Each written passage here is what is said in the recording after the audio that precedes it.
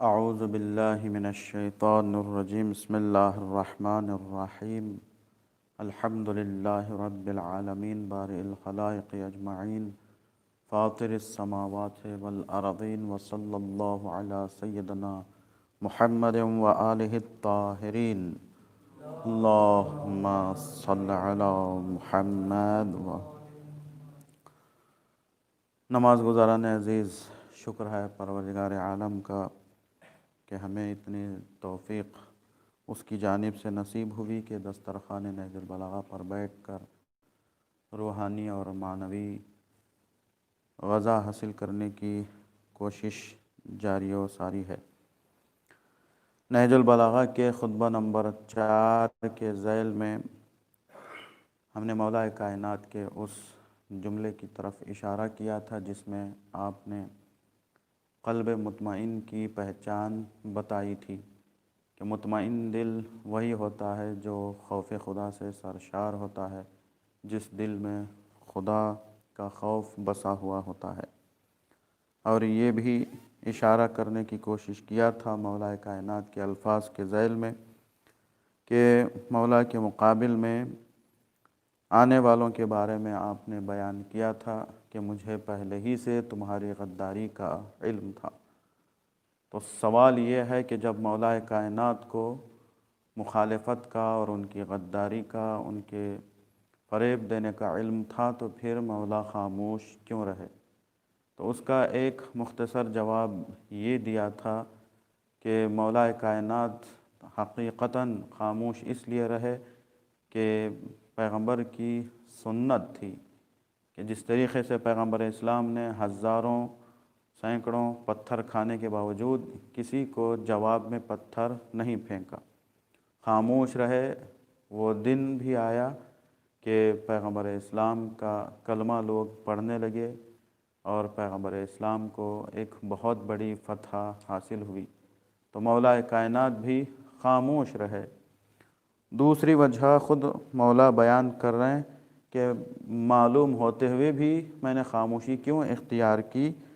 تو آج یہاں سے گفتگو کا آغاز ہے۔ امام بیان کرتے ہیں حتی سترنی عنکم جلباب الدین وبصرنیکم صدق النیہ، میں اس لیے خاموش تھا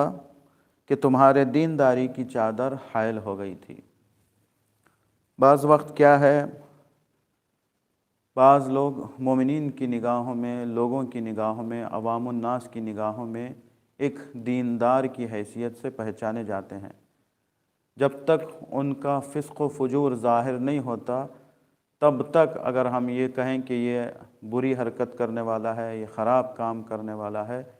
تو لوگوں کو جلدی سے یقین نہیں ہوتا،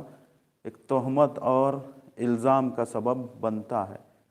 اگر مولا پہلے ہی کہہ دیتے کہ یہ مقابل میں آنے والے فلاں فلاں ایسے افراد ہیں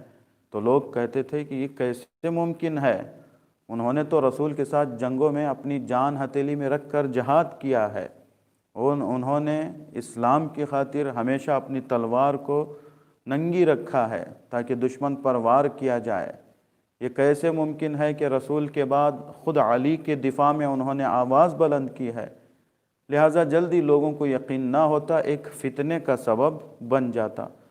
تو امام فتنوں کو ختم کرنے کے لیے آتا ہے، فتنوں کی آگ بھڑکانے کے لیے نہیں آتا۔ تو امام کا کام یہی ہے کہ وہ زیادہ سے زیادہ فتنے ختم کر دیں۔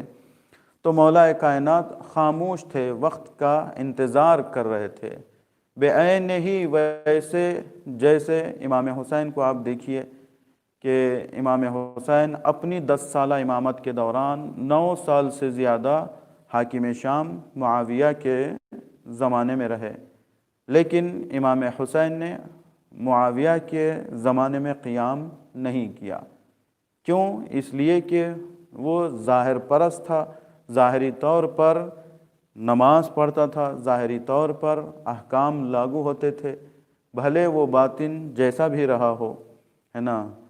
ظاہری طور پر اس نے وحی کا انکار نہیں کیا، ظاہری طور پر شراب نہیں پیا، لیکن اس کا بیٹا جیسے ہی تخت خلافت پر آیا تو اس نے علی الاعلان وحی کا انکار کیا یعنی اس کے فسق کو ظاہر کر دیا، تو پھر امام کے اوپر واجب ہو گیا کہ امام قیام کریں، ہے نا۔ یعنی اخلاق کردار تقریباً ویسے ہی تھے حاکم شام کے بھی، لیکن اس نے اپنے ظاہر کو بچایا ہوا تھا، تو جلدی لوگوں کو مطمئن نہیں کیا جا سکتا ان کے بارے میں، لہٰذا امام وقت کا انتظار کرتے رہے، موقع کی تلاش کرتے رہے۔ جیسے ہی اس کا فسق و فجور ظاہر ہوا تو امام نے بھی قیام کیا۔ تو مولا کائنات کو بھی معلوم تھا، کل جیسا کہ ہم نے اشارہ کیا تھا کہ خود مولا فرماتے ہیں کہ میری تلوار بھی چلتی ہے تو کم از کم 70 نسلوں کو دیکھ کر تلوار چلتی ہے۔ تو پھر مخالفت کرنے والے اور بغاوت کرنے والے جو مقابل میں آئے تھے تو ان کے بارے میں علم تھا، لیکن امام اسے ظاہر نہیں کر سکے۔ تو امام اس کی علت یہی بیان کر رہے ہیں کہ تمہاری دینداری کی چادر حائل ہو گئی تھی، رکاوٹ بن گئی تھی، لہٰذا میں اتنے دن خاموش تھا، لیکن اب تمہاری نیت میرے لیے واضح ہو گئی ہے اور تمہارا کردار میرے لیے آئینے کی طرح آشکار ہو چکا ہے۔ اچھا، پھر آگے بڑھ کر امام بیان کر رہے ہیں کہ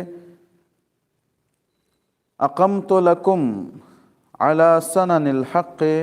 فی جواد المضلہ، اور یاد رکھو تم کس کے مقابلے میں کھڑے ہو رہے ہو، کس کی مخالفت کر رہے ہو، اس علی کے کہ جس نے تمہارے لیے گمراہی کی منزلوں میں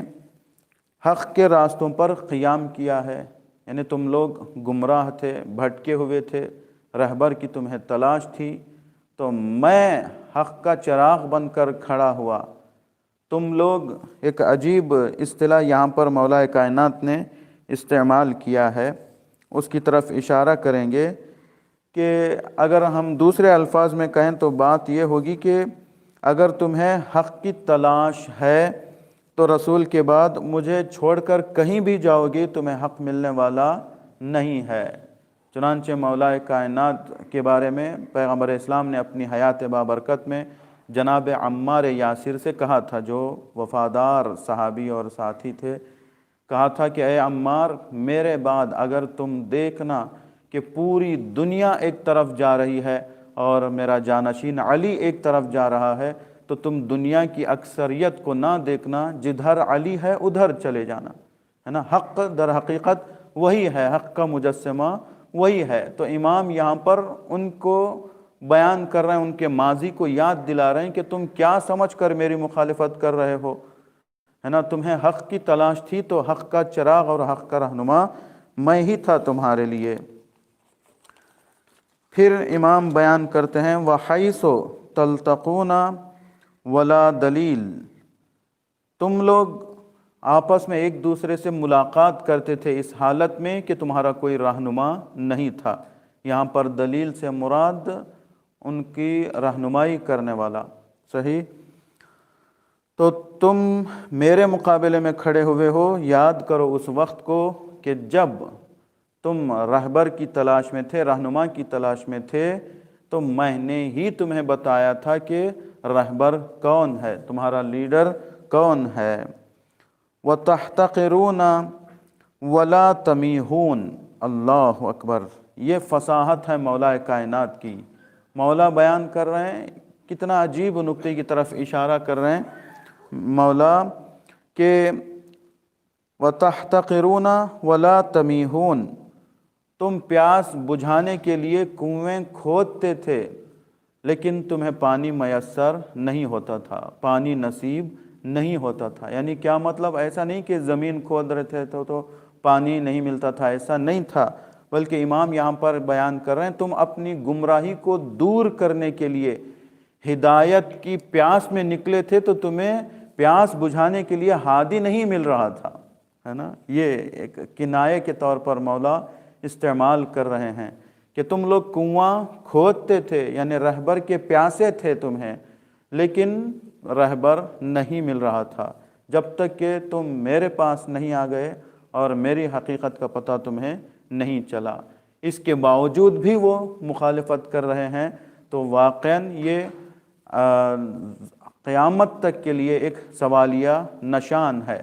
کہ جو علی اتنا قیام انہوں نے کیا تھا حق کو برپا کرنے کے لیے،